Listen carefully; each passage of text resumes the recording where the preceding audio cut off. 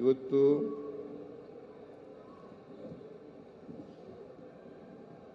ಶಿವರಾತ್ರಿ ಶಿವಯೋಗಿಯವರ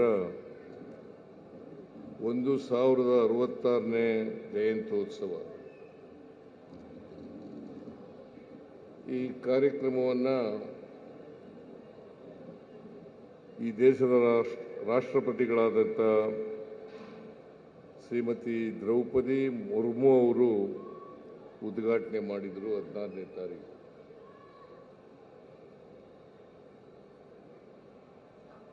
ಇವತ್ತು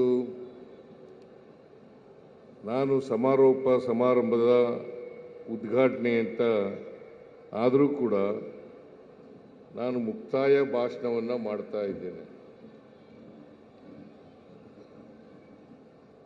ಇದು ನನ್ನ ಭಾಷಣ ಆದಮೇಲೆ ಬಹುಶಃ ಈ ಜಯಂತ್ಯೋತ್ಸವದ ಮುಕ್ತಾಯನೂ ಕೂಡ ಆಗ್ತದೆ ಅಂತೇಳಿ ನಾನು ಭಾವಿಸ್ಕೊಂಡಿದ್ದೇನೆ. ಆದ್ದರಿಂದ ಇದು ಒಂದು ಮುಕ್ತಾಯ ಭಾಷಣ. ಆದಿ ಜಗದ್ಗುರು ಶ್ರೀ ಶಿವರಾತ್ರಿ ದೇಶಿಕೇಂದ್ರ ಮಹಾಸ್ವಾಮಿಗಳ ಜಯಂತ್ಯೋತ್ಸವ ಎಲ್ಲ ತಾಲೂಕುಗಳಲ್ಲಿ ತಾಲೂಕು ಕೇಂದ್ರಗಳಲ್ಲಿ ಮತ್ತು ಕೆಲವು ಜಿಲ್ಲಾ ಕೇಂದ್ರಗಳಲ್ಲಿ ನಡೀತಾ ಇದೆ. ಸುಮಾರು ಇದು 1066ನೇ ಜಯಂತ್ಯೋತ್ಸವ. ಬಹಳ ದೀರ್ಘಕಾಲದಿಂದ ಈ ಜಯಂತ್ಯೋತ್ಸವಗಳನ್ನು ಮಾಡ್ತಾ ಇದ್ದಾರೆ. ಮುಂದಿನ ವರ್ಷ ಗುಂಡ್ಲುಪೇಟೆನಲ್ಲಿ ಮಾಡಬೇಕು ಅಂತೇಳಿ ಈಗಾಗಲೇ ಶಾಸಕರಾದಂಥ ಗಣೇಶ್ ಅವರು ತಿಳಿಸಿದ್ದಾರೆ. ಬಹಳ ಸಂತೋಷ. ಮುಂದಿನ ವರ್ಷ ಅದ್ಧೂರಿಯಾಗಿ ಈ ಜಯಂತ್ಯೋತ್ಸವ ನಡೀಲಿ ಅಂತಕ್ಕಂಥ ಮಾತುಗಳನ್ನು ಈ ಸಂದರ್ಭದಲ್ಲಿ ಹೇಳಲಿಕ್ಕೆ ಬಯಸ್ತಾ ಇದ್ದೆ. ಪ್ರತಿ ವರ್ಷ ದೇಶಿಕೇಂದ್ರ ಮಹಾಸ್ವಾಮೀಜಿಯವರು ಬಹಳ ಅದ್ಧೂರಿಯಾಗಿ ನಡೆಸ್ತಾರೆ. ಈ ವರ್ಷನೂ ಕೂಡ ಮಳವಳ್ಳಿನಲ್ಲಿ ಬಹಳ ಅದ್ಧೂರಿಯಾಗಿ ನಡೆಸಿದ್ದಾರೆ. ನರೇಂದ್ರ ಸ್ವಾಮಿಯವರು ಎಲ್ಲ ರೀತಿಯ ಸಹಕಾರವನ್ನು ಬೆಂಬಲವನ್ನು ಕೊಟ್ಟಿದ್ದಾರೆ. ನಾನು ಅವ್ರಿಗೂ ಕೂಡ ಮಠದ ವತಿಯಿಂದ ಅಭಿನಂದನೆಗಳನ್ನು ಸಲ್ಲಿಸಲಿಕ್ಕೆ ಬಯಸ್ತಾ ಇದ್ದೇನೆ.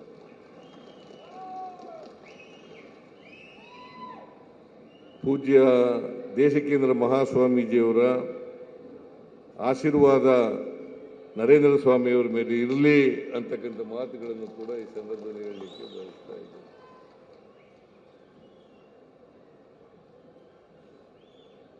ಈ ದೇಶದಲ್ಲಿ ಸಾವಿರಾರು ವರ್ಷಗಳಿಂದ ಋಷಿ ಮುನಿಗಳು, ಸಾಧು ಸಂತರುಗಳು, ಸೂಫಿಗಳು, ಸಮಾಜ ಸುಧಾರಕರು ನಮ್ಮ ಸಮಾಜವನ್ನು ಬದಲಾವಣೆ ಮಾಡತಕ್ಕಂಥ ಪ್ರಯತ್ನಗಳು ನಡೆದಿದ್ದಾವೆ. ಆ ಪ್ರಯತ್ನದಲ್ಲಿ ಶಿವಯೋಗಿಗಳು ಕೂಡ ಮುಖ್ಯ ಪಂಕ್ತಿನಲ್ಲಿ ಬರ್ತಾರೆ ಅಂತಕ್ಕಂಥ ಮಾತುಗಳನ್ನು ಈ ಸಂದರ್ಭದಲ್ಲಿ ಹೇಳಲಿಕ್ಕೆ ಬಯಸ್ತಾ ಇದ್ದೇನೆ. ನಮ್ಮ ಸಮಾಜದಲ್ಲಿ ಅನೇಕ ಜಾತಿಗಳಿದ್ದಾವೆ, ಅನೇಕ ಧರ್ಮಗಳಿದ್ದಾವೆ. ಕಾರಣ ಯಾಕಪ್ಪ ಅಂತಂದರೆ ಕಾರಣ ಅದಕ್ಕೋಸ್ಕರನೇ ಸಮಾಜದಲ್ಲಿ ಅಸಮಾನತೆ ನಿರ್ಮಾಣ ಆಗಿದೆ. ಈ ಅಸಮಾನತೆ ನಿರ್ಮಾಣ ಆಗಬೇಕಾದ್ರೆ ಕಾರಣ ಜಾತಿ ವ್ಯವಸ್ಥೆ. ಈ ಜಾತಿ ವ್ಯವಸ್ಥೆಯ ಕಾರಣಕ್ಕೋಸ್ಕರನೇ ಅಸಮಾನತೆ ನಿರ್ಮಾಣ ಆಗಿರ್ತಕ್ಕಂಥದ್ದು. ಈ ಅಸಮಾನತೆ ಹೋಗದೇನೆ ಸಮಾಜದಲ್ಲಿ ಶಾಂತಿ ನೆಲೆಸಲಿಕ್ಕೆ ಸಾಧ್ಯ ಆಗಲ್ಲ ಅಂತಕ್ಕಂಥ ಮಾತುಗಳನ್ನು ಹೇಳಲಿಕ್ಕೆ ಬಯಸ್ತಾ ಇದ್ದೇನೆ. ಇದನ್ನು ಅನೇಕ ಸಾಧು ಸಂತರು, ಸೂಫಿಗಳು, ಸಮಾಜ ಸುಧಾರಕರು ಇದನ್ನು ಮಾಡುತ್ತಲೇ ಬಂದಿದ್ದಾರೆ. ಈಗ ಬಸವಣ್ಣ 2,500 ವರ್ಷಗಳ ಹಿಂದೆ ಸಮಾಜವನ್ನು ತಿದ್ದತಕ್ಕಂಥ ಪ್ರಯತ್ನವನ್ನು ಮಾಡಿದ್ರು.